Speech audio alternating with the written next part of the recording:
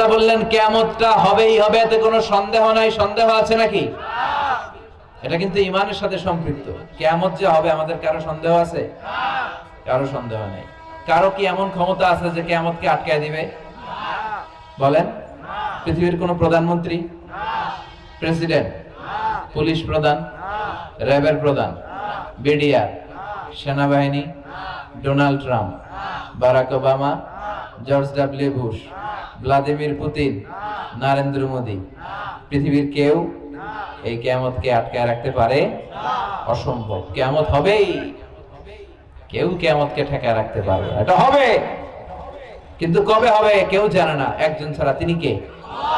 ইন্নাল্লাহা ইনদাহু ইলমুস সাআহ, আল্লাহর কাছে আছে এই কিয়ামতের জ্ঞান। কেউ এই জ্ঞান রাখে না।